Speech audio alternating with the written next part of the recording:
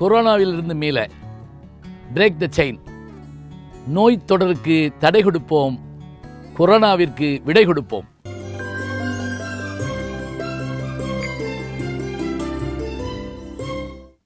ஒரு இக்கட்டான சூழலில் நம்ம எல்லாருமே, அதாவது நம்ம ஊர் நம்ம நாடு அப்படின்னு இல்லாமல் உலகம் முழுவதுமான ஒரு இக்கட்டான சூழலில் இருக்கக்கூடிய ஒரு காலத்தில் நாம் வாழ்கிறோம். தீ நுண்மி என்று சொல்லக்கூடிய கொரோனா எல்லாரையும் பாதிச்சிருக்குது. அமெரிக்கா தொடங்கி ஆஸ்திரேலியா வரைக்கும், ஆண்டிபட்டி வரைக்கும் எல்லா இடத்துலையும் இருக்குதுன்னு நம்ம சொல்கிறோம். இப்படிப்பட்ட சூழலில் நம்மை பாதுகாத்தலும் மற்றவர்களுக்கு அது பரவாமல் இருப்பதற்காகவும் நாம் பெருமுயற்சி எடுக்கிறோம். அரசாங்கமும் அதற்கு ஒத்துழைப்பு தருகிறது, நம்மையும் ஒத்துழைக்க வேண்டுகின்றது. அதன்படி இந்த ஆண்டு மக்கள் அதிகம் கூடும் விழாக்களை எல்லாம் அவர்கள் நிறுத்தி வைத்திருக்கிறார்கள். சித்திரை திருவிழா நிறுத்தப்பட்டிருக்கின்றன. எல்லாம் நன்மை கருதித்தான் செய்யப்பட்டுவதாக நான் நம்புவோம். ஆனாலும் நம்முடைய ஜி ஞானசம்பந்தன்கிற யூடியூப் சேனலில் பல்லாண்டு காலமாக நாம் சொல்லி வந்த செய்திகளையும் இது பற்றிய சித்திரை திருவிழா பற்றிய செய்திகளையும் நாம் சொல்லியிருக்கின்றோம். அவற்றை உங்களுக்காக மீண்டும் படைக்கின்றோம்.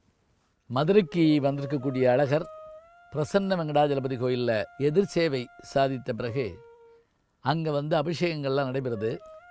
முடிஞ்ச உடனே விடியற்காலை வைகை ஆற்றில் இறங்குகிற காட்சி. அதாவது ஆற்றங்கரை நாகரிக ஊர்களில் இன்றைக்கும் உயிர்ப்போடு விளங்குகிற நகரம் மதுரை மாநகரம்தான். மெசபடோமியா போன்ற அந்த பகுதிகளெல்லாம் ஆற்றங்கரை சார்ந்திருந்த ஊர்கள் தான். ஆனால் அந்த பகுதிகளெல்லாம் இதுபோல் மக்கள் இருக்கிறார்களா, இந்த நாகரிகத்தோடு இருக்கிறார்களா, இந்த விழாக்கள் நடக்கிறதா முக்கியமாக. ஒருவேளை இந்த நகரங்கள் வளர்ந்த நகரங்களாக இருக்கலாம், மரபு ரீதியான விஷயங்கள் கடைப்பிடிக்கப்படுகிறதா என்று நாம் பார்த்தோம்னா அதுக்கு மதுரை தான் முதலிடமாக இருக்கும். அழகர் வைகைக்கரை நோக்கி வருகிறார். பரிபாடல் என்றொரு இலக்கியம் இருக்கிறது தமிழில். அதில் திருமாலை பற்றிய செய்திகள் அதிகமாக சொல்லப்பட்டிருக்கும். 8 தொகை நூல்களில் ஒன்று பரிபாடல். அதில் அந்த சொல்லப்படுற அந்த விஷயங்கள் எல்லாமே நீராடுதல் குறித்த செய்திகள் தான். பாருங்கள், கோடை காலத்தை தேர்ந்தெடுத்து அந்த கோடை காலத்திலே நீர்ப்பெருக்குள்ள ஆற்றங்கரையை நோக்கி எம்பெருமான் வர, அவர் தங்கக்குதிரையிலே வருகிற போது பக்தர்கள் எல்லாரும் தங்களுடைய வேண்டுதலுக்காக ஒரு கையிலே திரி எடுத்துக்கொண்டு, ஒரு கையிலே அழகருடைய அந்த அழகான உருவத்தைப் போல இன்றைக்கு நம்ம போடுகிற இந்த பெருமிடாஸ்ன்னு சொல்கிறோமோ அது மாதிரியான அந்த உடையை போட்டு சலங்கை கட்டி கையில் சாட்டக்கம்பு வச்சு, அதோடு மட்டும் இல்லாமல் தண்ணீர் பீச்சுவதற்காக துருத்திகளை, தோல் துருத்திகளை வைத்து கொண்டு நீரும் நெருப்பும் சதங்கையும் சவுக்குமாக எங்கு நோக்கினும் மக்கள் அந்த மேலே ஒரு குள்ளா அணிஞ்சிருப்பாங்க. அணிஞ்சு இதோட அழகரை அழைச்சிட்டு வருவாங்க. அழகர் ஆற்றில் இறங்குற அந்த வைபவம் எங்கெல்லாம் நடக்குது? ஆற்றங்கரை பகுதிகளிலெல்லாம், தெற்கு பகுதிகளெலாம் நடக்கும். இப்போ உதாரணமாக அணைப்பட்டி தொடங்கி, இங்கே நம்ம நிலக்கோட்டை பக்கத்தில் அணைப்பட்டின்னு ஒரு ஊர் இருக்குது. அந்த அணைப்பட்டி தொடங்கி பக்கத்தில் அங்கேருந்து தண்ணி வருதுன்னு வைங்களேன். குருவித்துறைன்னு ஒரு ஊர், குரு வீற்றிருந்த துறை. அங்கே தான் அழகர் சித்திர ரத வல்லபர் என்ற பேரில் அவர் இருப்பார். இந்த அழகர் இறங்குற காட்சி எப்படி இருக்கும்னா, தோப்புகளுக்கு நடுவே ஆற்று நீரில் அந்த அழகர் இறங்குற காட்சியை நீங்கள் வேறு எங்கேயுமே பார்க்க முடியாது. அதோடு அந்த அழகர் குதிரை எப்படி இருக்குன்னு தெரியுங்களா? அந்த குருவித்துறையில், அதாவது பல்லக்க திருப்பினாத்தான், இப்படி மேலே இருக்க சப்பரத்தை இப்படி திருப்பினாத்தான் குதிரை திரும்பும் இல்லையா? அந்த குதிரை மாத்திரம் எப்படின்னா சுழல் நாற்காலி மாதிரி இருக்குங்க. அதில் அழகர் உட்காந்துருப்பார் அந்த குதிரையில். அந்த குதிரையை 8 பக்கம் திருப்பலாம். அப்படியே அந்த அர்ச்சகர் திருப்பி காட்டுவார். 4 பக்கம் மக்கள் கும்பிடுவாங்க. அங்கே இறங்குவார், சோழவந்நாளில் இறங்குவார், மதுரையில் தேனூரில் இறங்குவார், மதுரையில் இறங்குவார், மானாமதுரையில் இறங்குவார், பரமக்குடியில் இறங்குவார். இங்கே எல்லா இடத்துலையும் இறங்குவாங்க. சில ஊர்களில் கடற்கரை பகுதிகளில்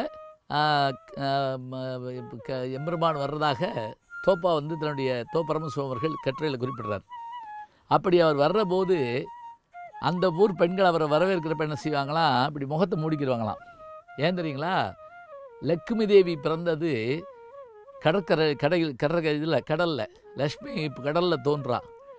தங்களுடைய வீட்டு பிள்ளை அவ மருமகன் வந்தால் அப்படி முகத்தை மூடி வரவேற்கிறது நம்முடைய மரபா. இது அங்கே கடற்கரை நகரங்கள் நடக்குமா, கண்ணனூர் போன்ற பகுதிகள் நடக்குமா. இங்கே அழகர் புறப்பட்டு தங்க குதிரையில் ஏறி புறப்படுவார். வெள்ளப்பட்டா பச்சைப்பட்டா இதை பார்க்க ஒரு கூட்டம் காத்திருப்பாங்க. வெள்ளப்பட்டு அணிந்து வந்தால் அந்த ஆண்டு புஞ்சைத்தானியம் சிறப்பாக விளையும்னு ஒரு நம்பிக்கை. பச்சைப்பட்டு உடுத்தி வந்தால் நஞ்சைத்தானியம் கரும்பு நெல் வாழை போன்ற விளையுங்கிறது உண்மை. இதை கூட நம்ம பல பேர் கேட்பாங்க, நம்ம தானே கட்டி விட்றேன்னா அவரை கட்டிட்டு வர்றாருன்னு. அப்படி இல்லை, அது சோழி போட்டு பார்த்து பிரசன்னம் பார்த்து தான் அந்த இதை இது பண்ணுவாங்க.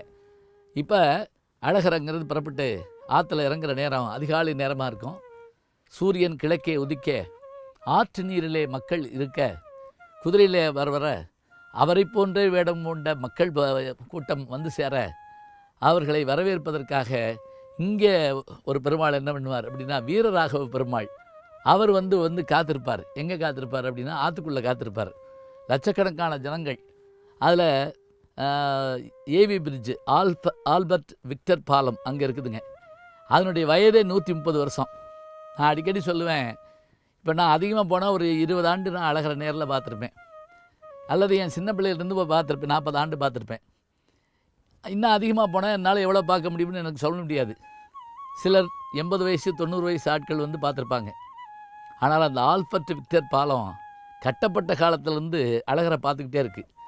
அதனால தான் சொல்லுவாங்க, செடியாய வல்வினைகள் தீர்க்கும் திருமாலே நெடியோனே வேங்கடவா நின்கோயில் வாசல்லே அடியாரும் மாணவரும் அரம்பையும் சூழ்ந்திருக்க படியாய் கிடந்து நின் பவளவாய் காணேனும் என்பதைப் போல படியாய் கிடந்தாலே உன்னை நான் எப்போ வேணாலும் பார்க்கலாம். இங்கே பாலமாக இருந்து அவரை பார்த்துக்கிட்டு இருக்க காட்சியை பார்க்குறோம். அவர் வர்றபோது எல்லாரும் அந்த நீர்ப்பீச்சி அழகர் ஆற்றுல இறங்குறப்ப குளவிடுவாங்க. அப்படியான ஒரு அந்த தண்ணியிலையும் மக்களுக்கு நடுவிலையும் நீந்தி வர்ற மாதிரி அழகர் வருவார். வாராறு வாராறு அழகர் வாராருன்னு கள்ளழகர் படத்தில் வரக்கூடிய பாட்டை போட்ட உடனே ஒரு சாமியாட்ட நிகழும் பாருங்க. தென் பகுதியிலேயே மிக பிரம்மாண்டமான திருவிழா, 10 லட்சம் பேருக்கு மேலே கலந்துக்கிறக்கூடிய ஒரு திருவிழா இது என்றால் இந்த சித்திரை திருவிழா தான். வரலாற்று சிறப்புமிக்க இந்த திருவிழாவில் எவர் கிரீன் ஹீரோவாக நமக்கு காட்சி தருவர் யாருன்னு கேட்டால் அழகர் தாங்க. அங்கங்கே மொட்டை போட்டு பிள்ளைகளை தோளில் தூக்கி வச்சு சர்க்கரையை செம்பில் வச்சு மேலே சூடத்தை வச்சு அப்படியே காமிச்சிட்டு அப்படியே அத்தனை பேருக்கு விநியோகம் பண்ணி அழகரை பார்த்து கும்பிடக்கூடிய அந்த காட்சியை இன்றைக்கும் பார்த்த மகளெல்லாம். அழகர் ஆற்றில் இறங்குகின்ற இந்த காட்சி உண்மையில் உலக புகழ்பெற்ற ஓர் தென்னகத் திருவிழா.